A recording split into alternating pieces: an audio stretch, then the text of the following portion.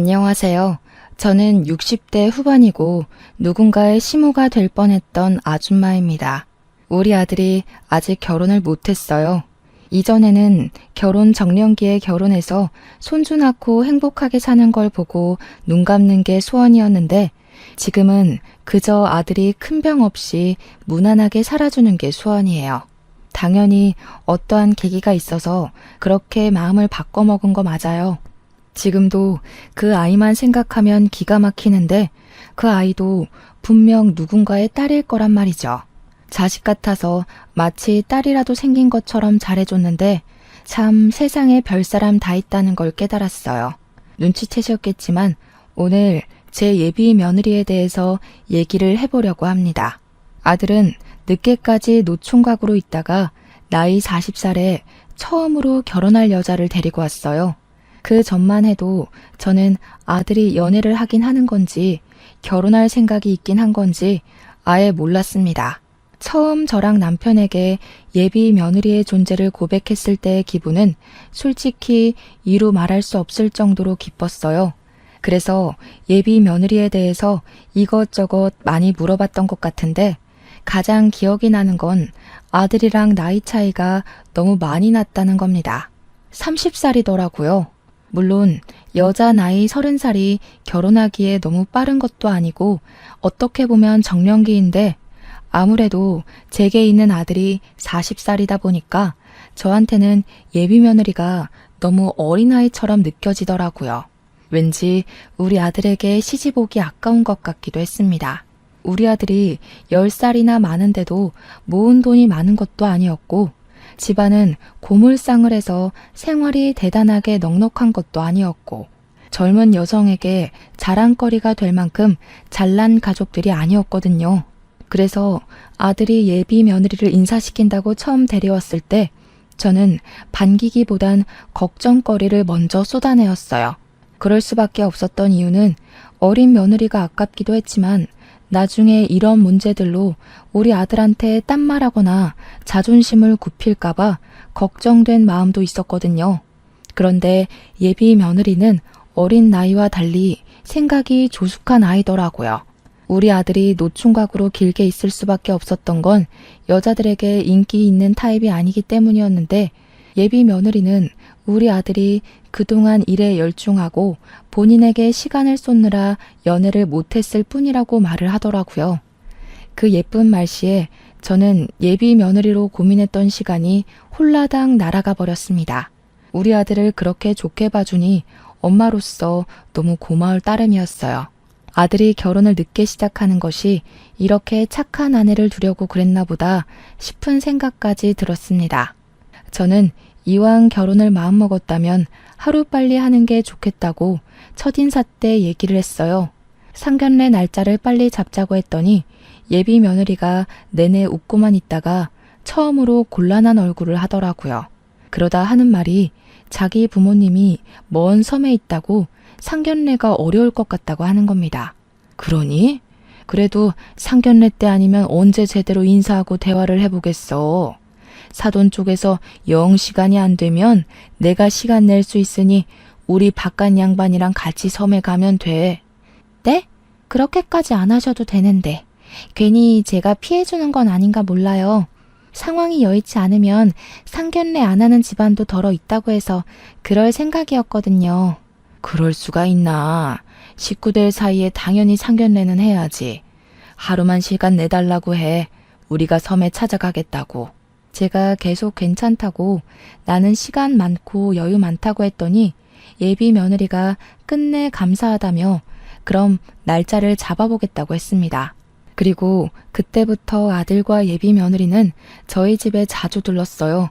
예비 며느리는 이미 며느리라도 된 것 마냥 집에 올 때마다 이것저것 나서서 하려고 했습니다. 제가 아무리 쉬라고 해도 굳이 제 뒤를 졸졸 따라다니면서 살림을 자처했어요. 어머님, 제가 할게요 하면서 돕는 모습이 얼마나 고맙고 예뻤는지 모릅니다. 원래 애들이 예쁘면 뭐 하나 더 해주고 싶은 게 어른들 마음이잖아요. 제가 예비 며느리를 볼 때면 딱 그런 생각이 들어요. 젊은 사람이 예의도 바르고 행동도 선하고 얼마나 기특합니까? 그래서 저는 언젠가부터 예비 며느리가 좋아하는 음식을 먹이고 좋아하는 반찬을 만들어 싸주었어요. 예비 며느리가 혼자서 자취를 하는데 젊은 사람이 자취하면서 밥을 옳게 해먹기나 하겠습니까? 배달이나 포장 음식만 시켜 먹기 다반수지 돈 벌면서 내 밥 스스로 해먹는 거 참 쉽지 않을 거거든요. 게다가 예비 사도는 섬에 있어서 멀리 타지 생활하는 예비 며느리를 못 챙겨줄 거란 말이죠. 그러니 제가 어디 예비 며느리를 그냥 지켜볼 수만 있겠습니까? 앞으로 우리 식구가 될 아이니 잘 먹이고 잘 지내고 싶어서 저는 꼬박꼬박 반찬을 챙겨줬어요. 그때마다 예비 며느리는 항상 눈물을 흘릴랑 말랑하면서 감사 인사를 해줍니다. 타지 생활하면서 부모님 못 뵌 지 오래됐는데 어머님이 계셔서 정말 좋아요. 저 정말 시집 잘 올 것 같아요. 저 무조건 합가할 거예요. 어머님 옆에서 살면서 어머님께 효도할게요. 그땐 우리 아들보다 10살이나 어린 예비 며느리가 왜 그렇게 안쓰러웠는지 모르겠어요. 예비 며느리가 저를 잘 따라주니 제가 더 그런 마음이 들었던 것 같기도 하네요. 저는 예비 며느리가 마치 제 어린 딸이라도 되는 것처럼 아들보다 더 안부 연락을 하고 부족한 생필품을 챙겨주었습니다. 예비 며느리는 우리 집에 올 때마다 반찬이 담긴 종이 가방을 하나씩 꼭 쥐고 돌아갔어요. 저는 이미 예비 며느리가 우리 아들과 결혼할 거라 믿어 의심치 않았기 때문에 예비 며느리를 벌써 가족으로 생각하고 있었어요. 그래서 문득 혼자 고군분투하며 살고 있는 며느리 자취집을 가서 직접 챙겨주는 것도 나쁘지 않겠다는 생각이 들었습니다. 혹시 몰라 며느리에게 전화해서 허락을 구했더니 예비 며느리도 그걸 흔쾌히 좋아해 줬어요. 저는 오래간만에 하루 전날 장까지 봐가면서 몸에 좋은 재료들과 요리를 선별해 평소 엄마의 손길 아니면 쉽게 먹지 못할 반찬들로 준비했습니다. 당연히 예비 며느리가 저희 집에서 잘 먹던 반찬들까지 더해서요. 그리고 이왕이면 예쁜 용기에 담아주고 싶어서 한 번도 안 쓰고 다른 곳에 빼놨던 새 용기까지 꺼내서 정성스레 담았어요. 만들고 담기까지 준비 과정만 무려 4시간이 걸렸습니다. 아주 꼭두 새벽부터 일어났었고 마치 자식 소풍 도시락 싸주는 마음으로 성심껏 준비했어요. 그렇게 예비 며느리 집을 방문하는 당일 저는 양손 가득 짐을 들고서 택시를 탔습니다. 자차를 갖고 있는 남편은 볼 일 있어서 나갔고 버스를 타기엔 짐이 너무 많아서 어쩔 수 없이 요금 좀 나오더라도 택시를 탔어요. 제가 반찬을 꾸준히 줬기 때문에 그것들이 소량 정도 남아있겠지만 아마 거의 다 먹었을 겁니다. 말 그대로 소량으로 줬거든요. 예비 며느리 집 앞에서 차를 내리고 엘리베이터를 타려고 하니 예비 며느리가 마중을 나왔어요. 제가 택시에서 연락을 한번 했었거든요. 마중 안 나와도 된다고 했는데 기어코 나와줬더라고요. 어머님, 짐이 왜 이렇게 많으세요? 세상에, 이걸 다 만드신 거예요? 이렇게까지 안 해주셔도 되는데 저 때문에 너무 고생하시는 거 아니에요? 누구 입에 들어가는 건데 이 정도는 해줘야지. 젊을 때 잘 먹고 몸 챙겨야 늙어서 고생 안 하는 법이야. 아들 없이 저 혼자 며느리를 만나는 건 그날이 처음이었습니다. 그렇게 만나니까 한층 더 가족이 된 것 같고 좋긴 하더라고요. 예비 며느리랑 나란히 짐을 들고서 엘리베이터로 올라탔어요. 예비 며느리 집은 상가 건물에 있었는데 시끌벅적한 아래 상가에 비해 위에 딸린 오피스텔은 젊은 사람들이 살기 좋게 아담하고 깔끔하더라고요. 그런데 그렇게 조그마한 곳도 월세가 비싸서 돈 많이 나간다네요. 얼른 결혼해서 합가를 하던 분가를 하던 내 집인 곳에서 살아야 돈이 안 나가는 법인데 그게 좀 걱정이긴 했습니다. 예비 며느리랑 같이 짐을 들고 주방으로 보이는 곳에다 반찬들을 올려놨어요. 자연스레 제가 반찬들을 정리해 주려고 소매를 걷었더니 예비 며느리가 갑자기 저를 막아서더라고요. 오늘 어머님은 저희 집 손님으로 오셨으니까 일하시는 건 안 돼요. 거실에 가 계시면 제가 다 정리해 놓을게요. 아이고 됐다. 내가 어디 시켜 먹을 사람이 없어서 널 시키겠어? 너 고생하라고 이 많은 반찬 싸운 거 아니야. 실은 냉장고가 엉망이라서 어머님한테 보여드리기 민망해서 그래요. 제가 일 때문에 바빠서 집밥을 밤 늦게 먹다 보니까 정리할 시간이 없어서. 아직 결혼 안 한 여자들이면 다 그렇지 뭘. 요즘이 어디 옛날이랑 같은가? 결혼도 안 한 젊은 사람들 워낙 바빠서 살림하기 버거운 거 누가 모른다고. 정리 못하는 게 당연한 거야. 괜찮다. 예비 며느리가 하도 딸 같은 마음에 제가 정리를 해주고 싶어서 한 고집을 좀 부렸거든요. 근데 예비 며느리도 저한테 좋은 모습만 보여주고 싶다고 그렇게 사정을 하는 겁니다. 할 수 없이 저는 거실에 앉아서 며느리가 준 커피만 마시며 쉬었어요. 그 사이 예비 며느리는 제가 챙겨온 반찬을 허겁지겁 정리하기 시작했습니다. 곧 제 반찬이 너무 맛있어 보인다면서 이걸로 밥 먹고 싶다고 금세 밥까지 하더라고요. 그 모습이 또 귀여워서 저도 주방 일을 도우려고 슬그머니 다가갔으나 예비 며느리가 워낙 주방 근처도 못 오게 다 대접해 주려고 해서 그냥 두 손 두 발 놔버렸어요. 이참에 예비 며느리 집이나 구경해보자 싶어서 아담한 집을 둘러봤습니다. 오피스텔인데도 작은 베란다가 있길래 나가봤는데 그때 바닥에 웬 속옷이 하나 떨어져 있는 걸 발견했어요. 주워보니까 남자 속옷이더라고요. 우리 아들이랑 결혼할 사이니까 당연히 예비 며느리 집에 남자의 흔적이 있을 수 있다고 생각했어요. 아무렇지 않게 속옷을 갠 뒤 예비 며느리에게 이 속옷 어디 놔둬야 되냐고 물어봤어요. 그랬더니 예비 며느리가 식사 자리를 준비하다 말고 뛰어와서는 제 손에 있는 속옷을 확 낚아챘습니다. 창피해하는 것 같았어요. 오빠가 두고 갔나 보네요. 이런 모습 보여서 죄송해요. 어머님 오기 전에 나름 청소를 했는데 실수했어요. 죄송할 것도 많다. 나쁜 짓 한 것도 아니고 결혼할 사이인데 뭐 그러니? 눈치 없이 내가 주운 게 잘못이긴 하네. 제가 농담 섞여 얘기를 했는데 예비 며느리는 그게 더 민망했는지 얼굴이 민망해할 뿐이었습니다.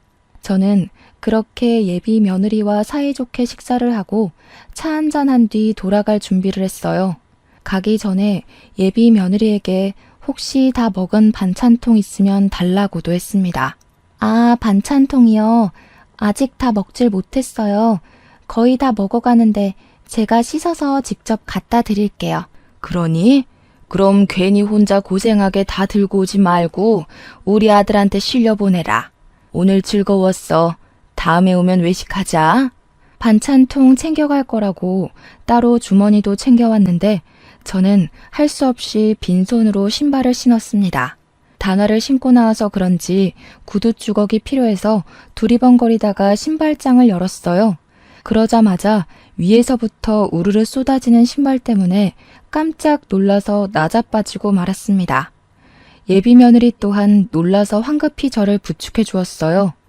위험한 물건들이 아니라서 딱히 어디 다친 곳은 없었는데 무슨 신발이 그렇게나 많은 건지 보니까 여자 남자 신발이 뒤죽박죽 섞여 있더라고요. 신발이 뭐가 이렇게 많니? 누가 보면 신발 장사하는 줄 알겠다. 이거 다 너랑 우리 아들 신발이야? 아, 그런 건 아니고 남동생 신발도 같이 있어요. 한 번씩 남동생이 집에 와서 자고 갈 때가 있거든요. 막상 신발 사도 신던 것만 신었더니 이렇게 쌓인 줄도 몰랐네요.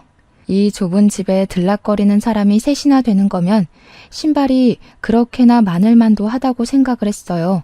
신발 많은 게 뭐 별 대수로운 일도 아니니 그러려니 넘어갔던 부분이었죠. 그리곤 배웅을 해주겠다는 예비 며느리의 배려를 거절한다고 엘리베이터 앞에서 사이좋은 실랑이를 벌인 뒤에 겨우 혼자서 1층으로 내려왔습니다. 배웅은 엘리베이터 앞까지 받았으면 됐지 뭐하러 택시 타는 것까지 봐주겠어요. 집 밑에 내려온 저는 홀가분해진 손으로 먼지 둘러쓴 옷을 털어내고 택시를 탈지 버스를 탈지 고민했습니다. 그러다 상가에 파는 김밥이 눈에 들어오더라고요. 남편이 김밥을 좋아하는데 나온 김에 오랜만에 사서 먹어볼까 하는 마음으로 김밥집에 들어갔습니다. 김밥 5줄을 구매하는데 한 30분 걸렸던 것 같아요. 손님도 많았고 배달도 많은 곳이었거든요. 그리 오래 앉아 있다가 김밥 담긴 검은 봉지를 가방에 넣으며 매장을 빠져나왔습니다. 그 순간 예비 며느리가 손에 쓰레기 봉투를 들고서 엘리베이터를 내리는 걸 봤어요. 아는 체 하려고 했는데 예비 며느리가 누구랑 통화를 하면서 뒷문으로 나가길래 바빠 보여서 내버려 뒀습니다. 그런데 그 순간 예비 며느리 뒷모습과 함께 제 눈에 보인 쓰레기 봉투 속 용기들. 그건 제가 방금 며느리 집에 올려다 주고 온 반찬통이었습니다. 너무 순식간에 지나갔던 상황이라 착각했을 수도 있다고 생각했어요. 근데 이 찜찜한 마음이 이미 오해로 쏠려버렸고 제 걸음은 어느새 예비 며느리를 뒤를 쫓게 되었어요. 뒷문으로 나갔더니 그곳은 상가랑 오피스텔이 같이 쓰는 소각장이었습니다. 그곳에는 예비 며느리 혼자 있었는데 잠시 후 예비 며느리가 들고 있던 쓰레기 봉투를 쓰레기 더미로 던져버리더라고요. 당연히 쓰레기 봉투니까 쓰레기통에 버렸겠죠. 문제는 쓰레기 봉투 속 내용물이란 거예요. 그도 그럴 것이 예비 며느리가 전화기에 대고 하는 말은 제게 오해의 소지를 확신시켜 주었는데요. 더럽게도 많이 싸웠어. 그냥 한 번 좋다고 했을 뿐인데 어지간히 챙겨준다니까. 줄 거면 소고기나 전복이나 이런 거 챙겨줄 것이지. 허구한 날 냄새나는 반찬들 뿐이야. 내가 무슨 거지인 줄만 아나 봐. 매번 처리하는 것도 짜증나 죽겠네. 그리고 내가 이전에 반찬통도 다 버려버렸거든? 갑자기 그걸 달라는 거 있지? 들키는 줄 알고 간 떨어질 뻔했어. 예비 며느리가 하는 발언부터 목소리 톤은 제게 잊지 못할 큰 충격을 안겨줬어요. 내가 잘못 들은 거겠지 라고 무딘 소리를 하기에는 예비 며느리의 본색이 너무 제 눈앞에서 적나라하게 펼쳐졌습니다. 그 순간 너무 놀라고 당황스러워서 소리를 낼 뻔했지 뭡니까. 여태껏 제 눈에 예비 며느리는 당연히 선하고 여리고 아이 같기만 했었어요. 그저 내 아들만큼이나 챙기면서 보듬어주고 싶었는데 어떻게 뒤에서 이런 짓을 하고 있었던 건지. 그럼 이제껏 제가 자기를 생각해서 챙겨준 반찬들을 전부 하찮게 보고 있었다는 거잖아요. 제가 해주는 게 그저 성가시고 제 자체가 귀찮았다는 뜻도 되는 거 아닙니까? 아무래도 예비 며느리가 그동안 제가 줬던 반찬을 저런 식으로 다 버렸던 것 같다는 확신이 들었어요. 이미 그것만으로도 충격인데 심지어 예비 며느리는 누군지 모를 통화 대상에게 우리 집이 고물상을 하는 곳에도 불평을 늘어놓고 있었습니다. 아버님이 하시는 건데 고물상을 해서 그런지 집에도 고물들이 차고 넘치더라. 집에서 이상한 쉰내가 얼마나 많이 나는 줄 알아? 그 집만 다녀오면 내 돈이 더 들어. 세탁소 가야 되지, 사우나 가야 되지. 그래도 그 고물상이 오래돼서 돈은 되더라고. 땅값이 13억이라잖아. 어떻게 제가 안 보는 곳이라고 사람이 이렇게나 건방져질 수가 있는 걸까요? 그러니까 예비 며느리는 저랑 남편이 늙어서 죽게 되면 고물상이 자연스레 아들에게로 가니까 그 자산을 노리고 아들과 결혼하려고 하는 것 같았어요. 우리 아들이 나이가 좀 있고 순박해 보이니까 일부러 접근을 했나 봅니다. 저는 그런 예비 며느리 모습을 모조리 영상 촬영했고 예비 며느리가 소각장을 빠져나갈 때까지 그 냄새나는 곳에 몸을 숨기고 있었습니다.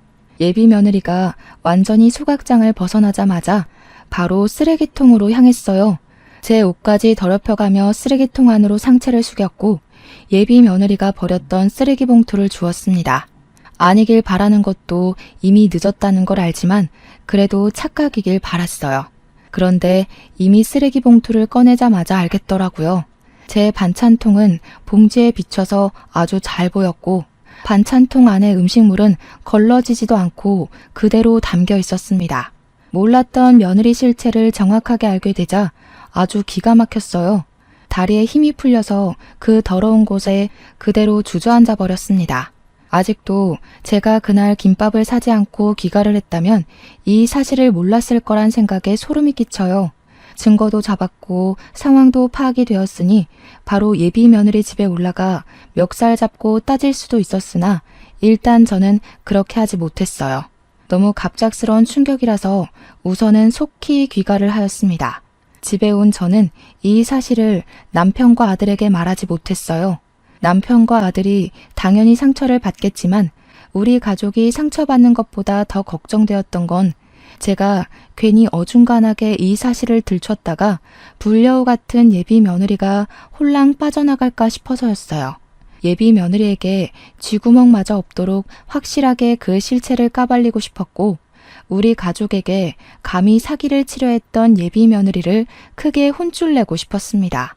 그래서 일단 아들을 불러다가 상견례는 왜 자꾸 미뤄지냐고 그것만 물어봤어요.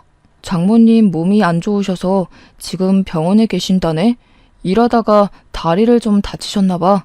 그래? 섬에는 병원이 없으니 밖으로 나오셨겠구나. 어느 병원이니?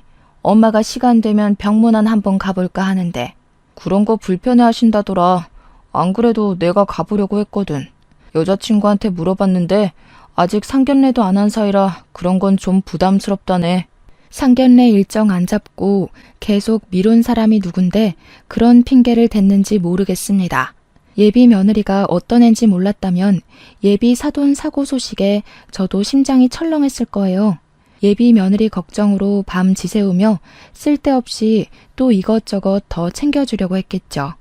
근데 제가 예비 며느리의 끔찍한 이면을 봐버렸잖아요. 예비 며느리가 어떤 앤지 알게 된 이상 예비 사돈이 다쳤다는 것도 믿지 않았고 상견례를 미루는 것도 분명 사기치려고 그런다는 걸 확신할 수 있었습니다. 저는 이 여시 같은 예비 며느리를 어떻게 손을 대야 확실하게 떼어놓을 수 있을지 고민했어요. 머리 싸매고 며칠간 고민하며 시간을 보낸 뒤 저는 또 반찬을 준비했습니다. 이번에는 유독 더 냄새가 많이 나는 젓갈, 김치, 장아찌 등등으로 챙겼어요. 그리고 오랜만에 저녁 먹자는 이유로 아들과 예비 며느리를 집으로 불렀습니다. 집에 당도한 예비 며느리는 여느 때처럼 얼굴에 철판 깔고 싱글벙글 잘도 웃었어요. 저녁 식사 준비에도 항상 그랬듯 제 곁을 졸졸 따라다니면서 적극적으로 며느리 노릇을 했어요.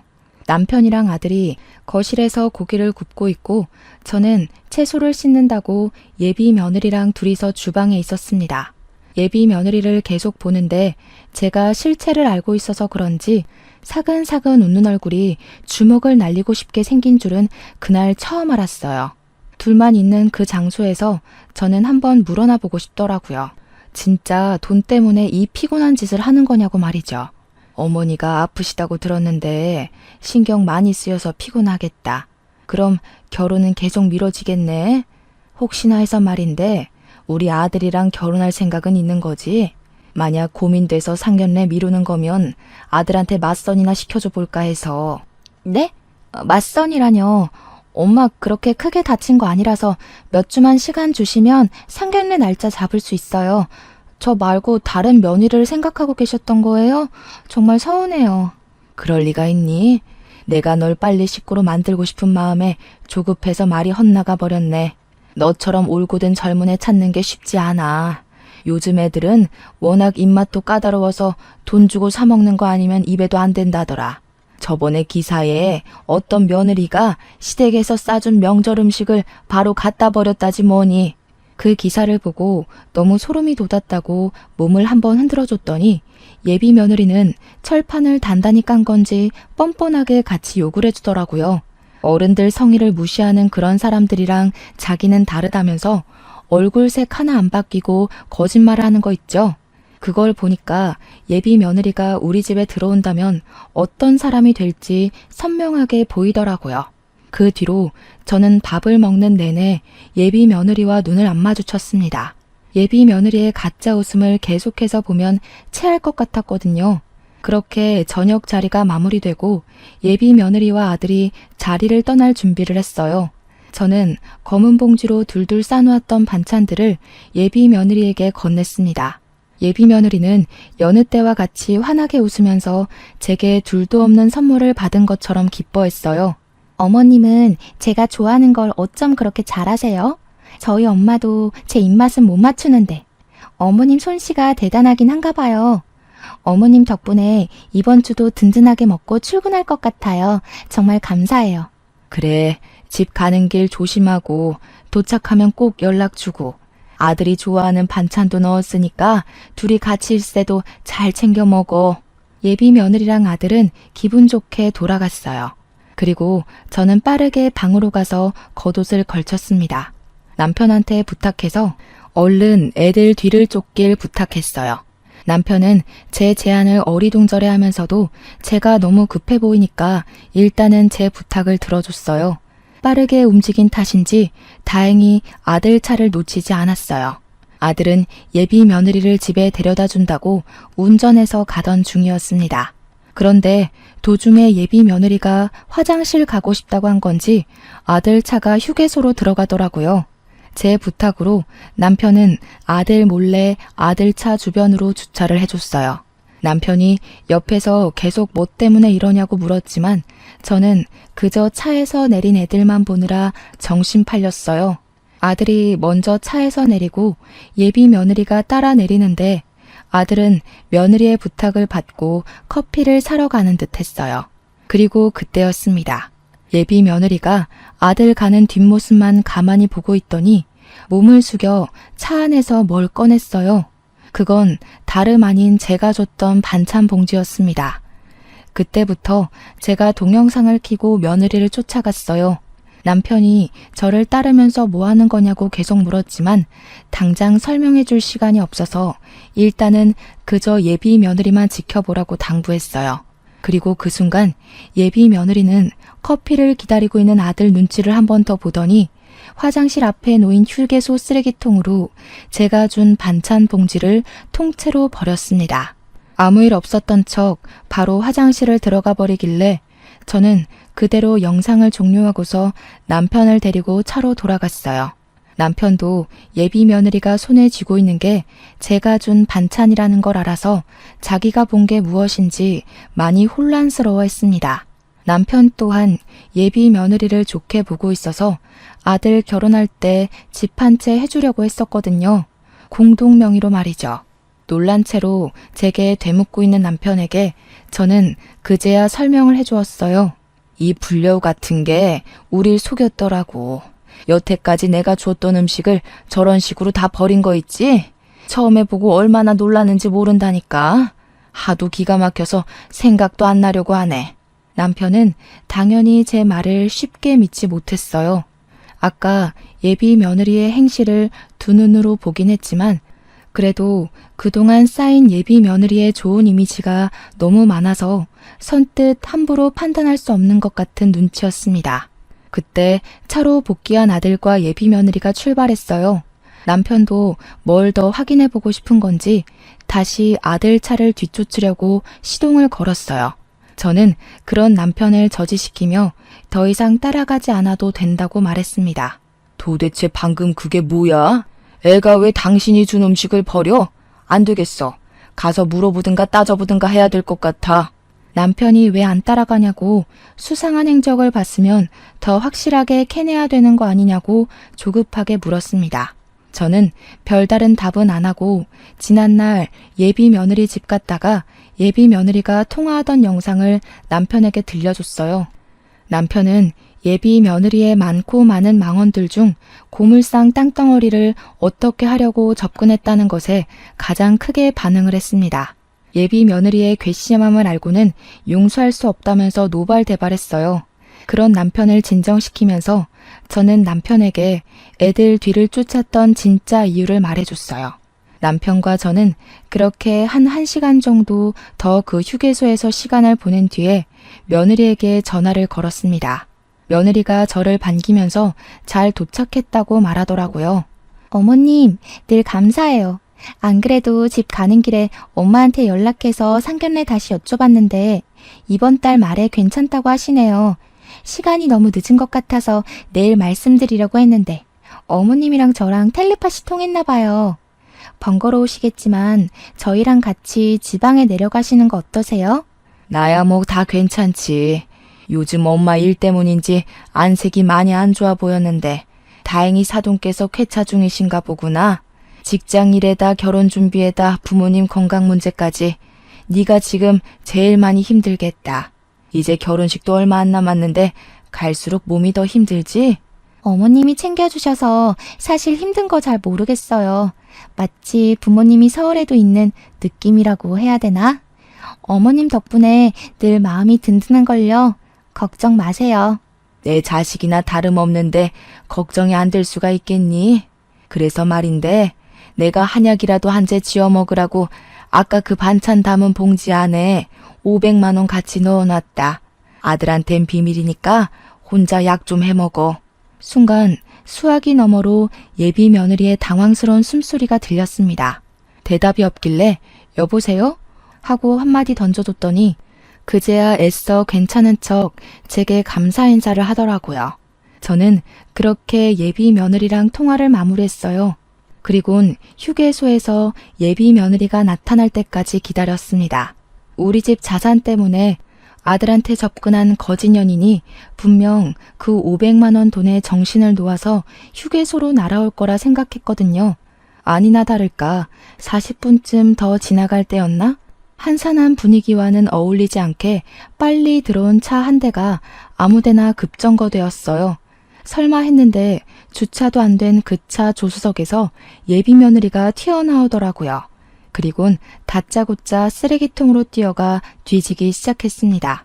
저랑 남편은 우리 아들 차가 아니라서 단번에 알아보지 못했어요. 차를 뒤늦게 주차한 사람은 아들이 아니라 처음 보는 남자였는데 예비 며느리와 또래로 정도로 보였습니다. 그 젊은 총각도 뒤늦게 차에서 내리더니 예비 며느리 곁으로 뛰어가 같이 쓰레기통을 뒤지더군요. 저랑 남편 또한 차를 두고 몰래 그들에게 다가갔어요. 예비 며느리가 나타날 때까지 기다리면서 우리는 이미 마음을 굳혔기 때문에 예비 며느리의 유치한 연기에 속을 자비 따윈 버린 지 오래였습니다. 가까이 다가갔더니 다시 들어도 충격적인 예비 며느리의 목소리를 들을 수 있었어요. 그 할망구는 무슨 이런 검은 봉지에 돈을 숨겨서 보낸대? 고물상을 해서 그런가 집에 고물밖에 없나 보지? 돈 봉투 살 돈도 없나 보네. 아 근데 진짜 500만 원 있는 거 맞아? 결혼도 안 한 며느리한테 어떻게 그리 큰 돈을 줘? 그 할망구 지금 나한테 정말 정신 나가 있어서 진짜 그만한 돈 줄 수 있는 사람이야. 아 근데 어떡해. 벌써 쓰레기 갈아치웠나 봐. 다른 쓰레기통이랑 착각했나? 예비 며느리가 모든 쓰레기를 뒤적거려도 자신이 버린 봉지는 없자 절망했습니다. 그러자 행색 거지 같은 젊은 총각이 달래주면서 예비 며느리를 안아주는데 둘이 같이 있는 폼이 남매는 아닌 듯 했어요. 그래서 그 두 사람의 보기 불편한 사진을 여러 장 찍었어요. 당연히 일부러 쳐다보라고 한 짓이었어요. 안 그래도 셔터 소리 때문에 두 사람이 이쪽을 돌아보더라고요.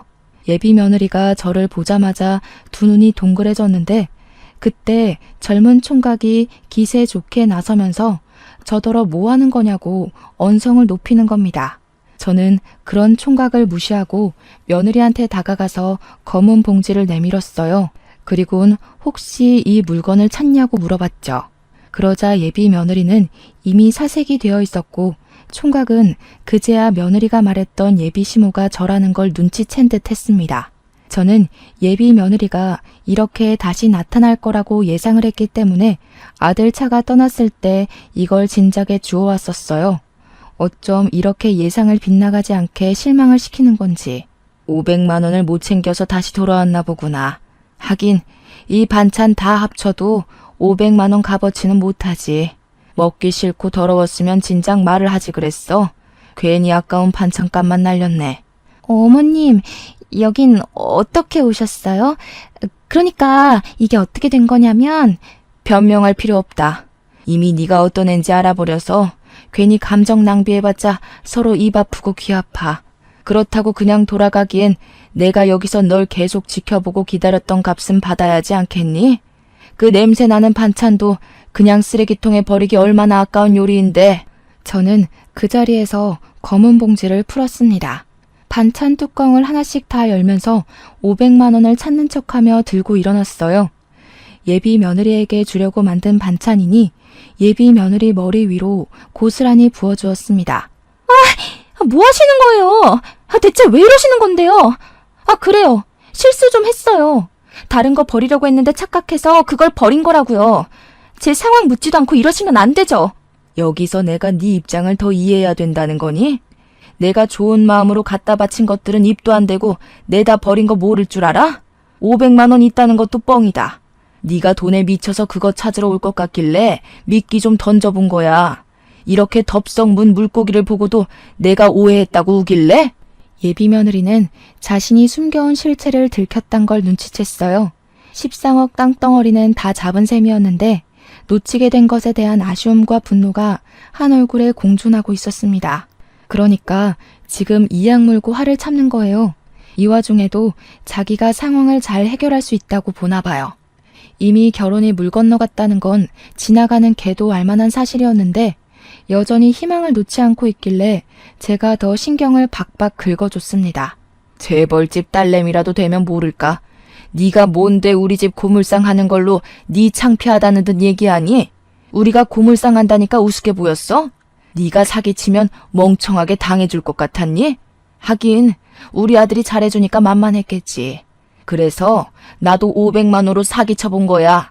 당하니까 기분이 어때? 역시 조금만 더 긁어줘도 예비 며느리의 인내가 바닥을 쳐버렸네요. 예비 며느리는 더 이상 제게 참지 않고 그때 그 쓰레기 소각장에서 봤던 싹수 없는 면모를 바로 드러내 주었습니다. 아, 이 아줌마 진짜 웃기네. 나이를 똥구멍으로 쳐드셨나. 딸 같은 애한테 악바리처럼 대드는 거 진짜 꼴사나워요. 고작 한다는 게 음식 갖고 장난치는 거라니. 이러니까 아줌마 아들이 등신처럼 여자 보는 눈 없어서 사기당하는 겁니다. 어린애 이겨먹으려고 용쓸 기운 있으면 아들이나 제대로 관리하세요. 음식 가지고 장난이라도 쳐야지 어쩌겠어. 너처럼 골빈년들은 말로 해서 못 알아쳐먹잖니. 넌 고작 냄새나는 반찬통 뒤집어 쓴 게 다겠지만 우리는 하마터면 냄새도 안 빠지는 고물덩어리를 며느리로 드릴 뻔했어. 아, 고물보다는 음식물인가? 아니면 폐기물인가? 아무튼 지금 너한테서 나는 그 음식 쩐내랑 네 이미지가 상당히 잘 어울린단 소리야. 화가 많이 난 예비 며느리는 제게 직접적인 욕까지 하면서 더러운 손을 올렸습니다. 그러자 비디오를 찍고 있던 남편이 달려와서 예비 며느리를 밀쳐버렸어요. 예비 며느리가 쓰레기통을 들이받고 넘어지자 옆에 있던 총각이 주춤거리다가 예비 며느리를 챙겨주네요. 건방진 놈 같으니라고 사기친 게 뭐 자랑이라고 곱비 풀린 망아지 새끼 마냥 나불거리는 거냐? 이만큼이나 어른을 놀려먹었으면 됐지 뭐가 억울하다고 어른한테 손까지 올려? 아버님까지 왜 이러세요? 지금 이거 누가 봐도 상해죄예요. 저 이 꼴 만든 거 정신적 손해배상 신고도 할 거예요. 위자료 털리고 싶지 않으면 당장 저한테 사과하세요. 그럼 서로 쌍방 잘못했다 치고 오빠랑 결혼해 줄 테니까. 위자료 같은 소리 하네. 말 잘했다. 안 그래도 내가 가진 증거가 좀 있어서 이참에 고소해볼까 해. 안 그래도 빈주머니 우리한테까지 돈 털리기 전에 얼른 세탁소 가고 사우나 가서 냄새나 빼. 근데 지금 이건 바람이니? 아니면 사기 결혼하려고 한 거니? 총각은 괜히 자기한테 불똥 튀어서 돈이라도 뱉어내야 될까봐 바로 예비 며느리에게서 손을 뗐어요. 예비 며느리를 모른 체 하면서 그냥 동네 친구라고 변명을 하더군요. 그랬더니 안 그래도 열이 나 있던 예비 며느리가 총각을 째려보면서 쌍욕을 했는데 고맙게도 그 과정에서 이 둘 사이가 이미 결혼을 한 사이라는 걸 알게 되었어요. 다행히 남편이 비디오 촬영을 끄지 않고 바닥에 폰을 떨구기만 했더라고요. 그래서 본의 아니게 사기 결혼 죄명도 씌울 수 있게 되었어요. 그곳에 그 둘을 내버려 두고 저랑 남편은 그대로 휴게소를 벗어났습니다.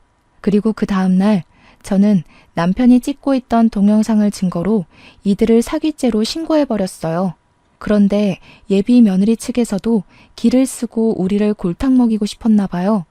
거기서 우리 아들을 상간남으로 소송하려고 했지 뭡니까. 변호사 말을 듣기 전까지는 그 소식을 알고서 심장이 철렁 내려앉았었어요. 그러나 변호사가 말을 하길 우리 아들이 그들의 혼인관계를 전혀 모른 채 일방적으로 사기를 당했기 때문에 그들이 소송한 상간소송은 기각될 거라고 했습니다. 결혼을 전혀 시작도 안 했는데 이렇게 진이 빠지는 일인 줄 몰랐네요. 그 망할 년을 정리하고 나니까 얼마나 기운이 빠지던지. 소송이 끝나고 한동안은 늦잠을 엄청 잤습니다. 제 결혼을 준비했을 때만 해도 이 정도로 신경을 기울이진 않았거든요. 아무튼 저 그리 나쁘게 살지는 않았다고 자부했는데 하필 그 많고 많은 며느리감 중에서 왜 하필 제게 이런 몹쓸 며느리가 찾아온 건지 모르겠습니다. 그래도 저랑 남편도 예비 며느리로부터 상처를 많이 받았지만 무엇보다 심하게 상처받은 건 당연히 아들일 거예요. 그렇잖아도 아들이 소송 진행하는 내내 저랑 남편한테 죄송하다는 말만 하면서 기가 확 죽어 있었거든요. 호랑말코 같은 년 때문에 우리 아들 자존감만 괜히 낮아진 것 같아 제 마음이 더 아팠습니다. 하필 또 아들한테는 첫 여자였다네요. 첫 여자로 인해서 우리 아들이 씻을 수 없는 상처를 받았기에 제가 그들을 더 강하게 벌하지 않았나 싶습니다. 사실 그들이 소송에 질 것 같으니까 뒤늦게야 잘못했다고 무릎을 꿇더라고요. 두 손 두 발 나만하지 않게 싹싹 빌었는데 그 와중에 예비 며느리가 무릎으로 기어가 우리 아들의 다리를 붙들고 애원을 하는 겁니다. 그걸 제가 발로 차버렸어요. 하비는 꿈도 꾸지 말라고 말해준 뒤 제 아들을 데리고 나왔죠. 그 일이 어느덧 5개월 전입니다. 우리 아들은 제법 직장과 집을 오가면서 일상을 회복해가고 있어요. 겉으로는 괜찮아 보이고 또 괜찮다고 말도 하는데 그게 진짠지 아닌지는 아직 모르겠습니다. 한 번씩 아들이 술을 마시고 들어오면 꼭 예비 며느리 얘기를 하더라고요. 그리워하는 게 아니라 그때의 일을 자기 자신의 실패라고 보고는 계속 자책을 한다고 해야 하나? 안쓰러워 죽겠습니다. 우리 아들에게 좋은 며느리감이 나타나서 부디 아들의 상처가 낫길 바랄 뿐이에요. 물론 아들이 결혼 안 하고 혼자 산다고 하더라도 저는 상관없습니다. 그저 아들이 행복하게 지낼 수만 있다면 아들의 인생에 관여하지 않을 거예요. 자녀를 둔 분들은 다 저 같은 마음이겠죠? 제 사연은 여기까지입니다. 긴 글 들어주셔서 너무 감사드려요.